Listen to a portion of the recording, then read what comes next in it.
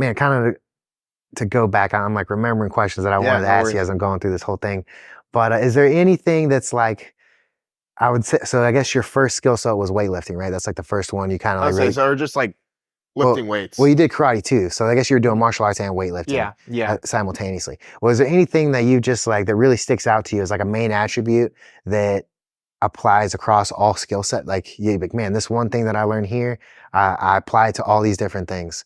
Like this, when I first, one of my podcast ideas, one of my many failed podcasts was, I called it skills. And one of the things I wanted to talk to you about was like, jujitsu guys who were masters at other things and then Hmm. what they bring from the other skill set to jujitsu. Yeah. Like one guy, he was a chef. So he was Wow. yeah, the head chef. Hmm. So he was in that like black belt role of like managing other chefs Hmm. and he just like his success in chef, and he was a blue belt in jiu-jitsu, and he was just Yeah. telling me like the correlations. And so that's kind of like what I'm really interested in talking about. Yeah, so that's a great question. And honestly, I would say between all the things that I've done before, the main correlation to achieving any bit of success within those would just be your intellectual ability. And, if you look at the best jujitsu people in the past now, it's not that they can only be good at jujitsu, is that they're choosing to be good or great at jujitsu. If they wanted to do cooking or reading or writing, whatever, they'd be great at anything just because their intellectual abilities there. Like they've trained their mind to be able to receive and apply and comprehend information at a very high level. And so I guess for me in particular, I had some advantage early on in my life. My dad was having me do like advanced math books and reading books and having me take IQ tests when I was like 4 or 5 years old because he's a psychologist, and my head was going through the ringer well before my body was.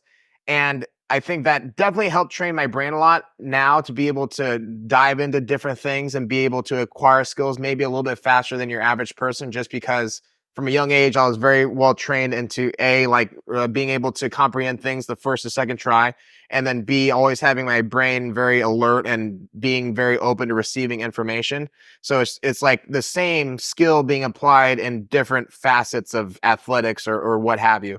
So it's regardless of what you're doing within those, I think it's super important because the main correlation is your intellectual ability. Like, so always working on your mind and whatever that means to you. I think there's a bunch of ways to do it, but like if you strengthen your mind, you should be able to do a bunch of different things because your body will soon follow. That's how I see it, at least.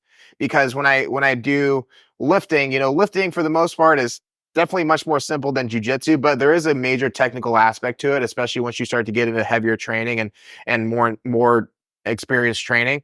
Even pro wrestling, there's a lot of things going on at the same time. You have the technique of the literal move, but then you also have the different aspects of the match that you have to simultaneously remember. Then you have jujitsu where you have to remember 1,000 different options and pick the right one at the right time, and it tests your brain on a level that's very, very unique that most other things can't do. I have a couple of friends back home that are very good at jujitsu that are also very oddly good at chess or very, very oddly good at Bakugan. Weird shit, but it makes sense because even stuff like that has a sort of intellectual property that has to be worked on and maintained and such. So it's cool to see how that can apply through multiple fields. It's just a matter of like where do you want to choose to use it. Yeah, yeah, man. So intellectual ability, man, I like that. I don't think I've heard that one before. Uh, and yeah, I would also say that you see that a lot in bodybuilding, right? Because you can definitely be a meathead and just keep it simple, but then you meet these really intelligent guys who Mhm. really know a lot about like the nutrition science Yeah, and the more you get into it, the more you realize there is a lot to know. most definitely. And then to that point, there's a lot of people out there that train really hard, but maybe don't have the full understanding of why they're as big or as strong as they are. But then there's the people that have a good combination of both. They're very big, very strong, but they have a very good intellectual understanding of why they're big and strong. And those are the people I tend to really gravitate towards because, I've been lifting for so long now. It almost motivates me more, and it makes me feel like a beginner to be able to understand certain concepts at a much deeper level. Whereas I could continue going to the gym and doing bicep curls and stuff and like watch my arms get bigger over time, but that doesn't necessarily do it for me as much anymore. I really like understanding, the different training principles that coincide with specific goals and how to attain certain things and so on and so forth. There's a huge rabbit hole, but I like that a lot. And I mean, talking about intellectuals, we're here at Henzo Gracie Austin, so John Danaher teaches a good amount of the classes.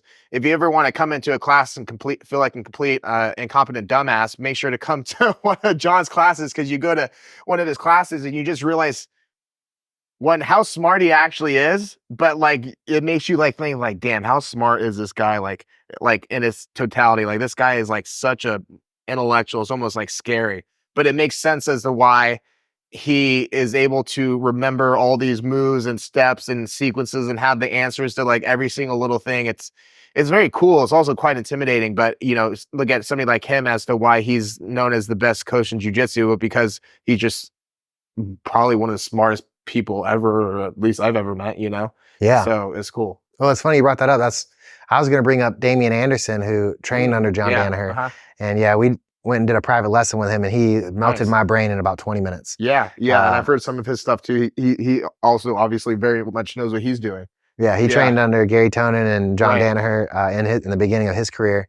And I've taken one of John's classes. It was in the gi though, so I didn't. And it was like there was literally like 100 people in there, so I didn't get to really absorb a lot of the information. But yeah, just the way that they speak about jiu-jitsu. I'm kind of on the fence about whether to be using Japanese terms or not. It's funny how it's like we're supposed to be using, or we claim, like from that school, they want us to use the Japanese terms, but also we use English with it as well. So it's not like they're exclusively speaking Japanese. It's like double outside ashi, or it's like, it's an amalgamation, which is kind of like funny. Spanglish, but for Japanese. No, but the way that they speak about jiu-jitsu, man, like I'm telling you, he was just like, so I did like a private / podcast with him, and just the way that everything turned out, it was only going to give me like a couple minutes of the private, and I didn't want to bother him too much. I was like, dude, I don't need to drill for an hour. Just kind of, show me some stuff. And we kind of worked it out to like, I was like, okay, well, I'm struggling with 50-50, and people are forcing this position on the 50-50, and that's when it kind of starts to break down for me. So what can you give me there? And man, he just like started to break down the position and really like the whys. And then even like in describing the movement itself, just like, he's like, this is a wedge, and this wedge is preventing them from doing this, and this is acting as a barrier to prevent from the grips, and just like his terminology. And then it was just like, it all made sense, because again, I'd only known Damian from the Instagram, and I was like, how is this guy so good? Like, what is it about him that makes him so good? And then it all made sense. I was like, oh, well, he's an intellectual who learned from one of the best in the world, John Danaher, and now he's able to formulate that in words. Yeah, and I would say that if you had met any of John's successful students, I mean, Luke just won double gold at Worlds. I mean, just all of them, obviously with their extreme dedication, but they have very much well absorbed John's system, and they have a lot of the same answers, like as readily available as John does. And it's crazy. And you ask, how does somebody become so good, or how does somebody that doesn't necessarily have a wrestling background or athletic background become one of the best in the world in jiu-jitsu? Well, you give them all the answers, and then they just master the study guide. And then you give them some grit and everything too, and then that helps. But like, these guys training at New Wave, I don't include myself in this group, but I'm honored to train with them. But just to be able to observe their application of their knowledge, and then also be able to hear them teach it, is truly one of a kind. If you ever have the opportunity to train with these guys, or do a private with them, or even talk to them at a tournament, like you will be very much pleased with what you probably come to find. They're also very nice people too.